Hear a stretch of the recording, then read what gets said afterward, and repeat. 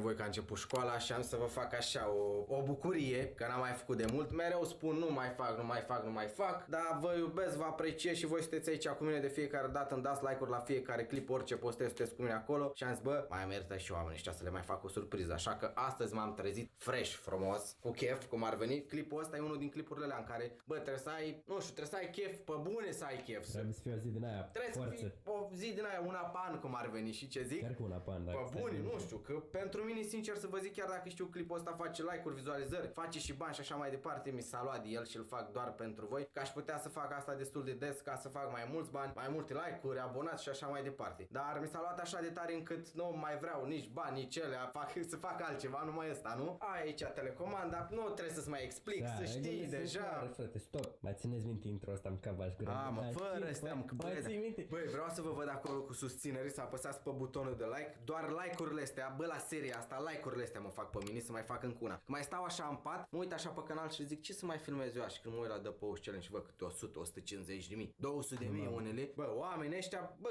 chiar vor clipul ăsta, trebuie să, asta este, chiar dacă n-am chef, nu-mi place, hai să-l mai fac o dată, zic. Și mai facem o dată. E ultima oară, jur că nu mai fac. Bă, jur că nu mai fac, e ultima oară. Așa e. Gata, mă, frate, să înceapă The Post Challenge partea 646. Chiar nu mai știu câta parte poate să fie. Habar n-am. Aici, așa. Pauză, frate, să începem ziua în forță, nici măcar nu-i dau timp de respiro, în cavaș gura voastră, nu lați deloc pe fraier azi. Ia vedeți un pic aici, leburețel.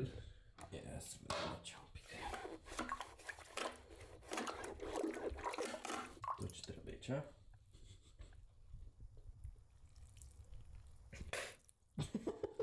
Bă, dar de nu ești la tapa, doamne? Nu vezi eu. Poți să ieși pe pauză, frate. Îți arăt pe filmare Da, dacă vrei. putea caca. Îți arăt pe filmare dacă vrei, nici fel problemă dacă n-ai încredere în mine. Dacă l-ai lăsat acolo, zic de acum că o să uiți și să te fresh pe față cu el sau la...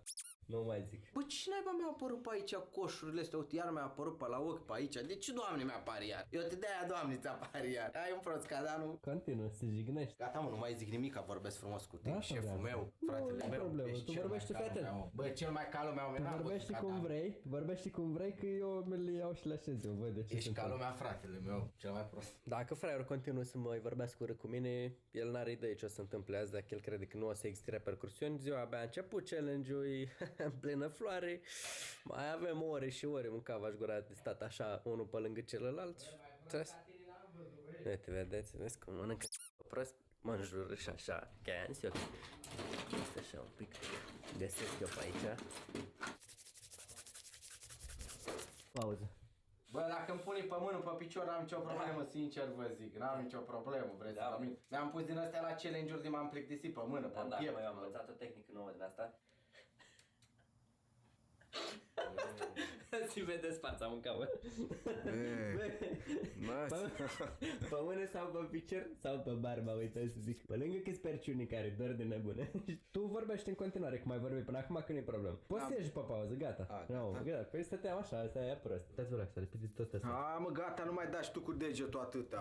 Ce te uiți așa ca prostul la mine? Nu eram eu cel mai mare prost? Mai prost ca mine n-ai văzut, așa că... Cum fac, Doamne, să o dezlipesc de aici, uite. Este așa, o pauză. Prea stau 7 ani după tine, mă, mâncați și gura ta. Cât să te mai suport? Tragi ușor. Da, fix ușor. Uitați-vă la acolo. Până la urmă crește, până la urmă. Dar ce l-a rămas pe toată fața, numai lipici din asta care nu se mai ia. Asta a fost clipul, încheiem aici și gata, ajungi. Are, 1 minut, 2, cât are vreo? Atâta. Cu editatul, cu astea, ajungi. Nu se ia, bă, ăla e păcătos tare, cum îi zice, lipiciul ăla care rămâne de la ceara de fapt, rămâne ceara aia lipită și mai ales în păr ceva oribil. Hai să vedem. E ce prost ești, ți-am zis că uiți de burete dacă îl lași aici, te ștergi cu ăla de la spălat, vezi că ești prost, atent, eu zic, băi, nu-l lăsa acolo, că ai să-l pui înapoi și ai să te ștergi el și că nu las că l-arunc eu. Separat de tot ce... Polborțe, exact ca o soacră din aia merge pe în curte și bodogăni, așa el acum la baie, bodogăni în continuu. Trebuie să mă gândesc să-l lovesc undeva unde îl dare pe el tare și știți prea bine unde îl dare pe el tare, dar nici nu vreau să-i dau daun în buget, așa că trebuie să mă gândesc ce aș putea să fac. Aici trebuie să-l lovesc eu, știi? știți prea bine ce se întâmplă în toate sculele astea aici, în toate gențele astea verzi, așa. Trebuie să mă gândesc să văd ce pot să fac. Îi scoatem de aici toate sculele pe care le are el și am adus aici niște șipci din astea pe care o să le înlocuim, o să le băgăm în geanta asta să nu pară că e goală când o iau de jos, să pară că are ceva în ea. Așa că nu mai stăm la discuții, ne apucăm de scos tot de aici. Trebuie să mă comport frumos că vede fraierul video ăsta și după aia când am grijă de sculele lui. Și ăsta vine așa, hop, și ăsta vine peste așa. Și am obosit să mă bată tata. Intrăm și o băgăm înapoi, o lăsăm la loc, pentru că cu asta o să avem treabă mai târziu. Asta a fost de pregătire. Am ascuns și lansetele, am aruncat și șipcile care mi-au rămas. A întâia.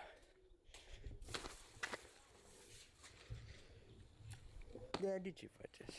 Dacă nu mai arunc capul în ele, mâncava și gura voastră. S-a luat până la urmă din barbă sau nu s-a luat? Pe bune, adevărat. Da, barba s-a luat. S-a luat și barba și lipiciu. S-a luat și ăsta, dar a mai rămas.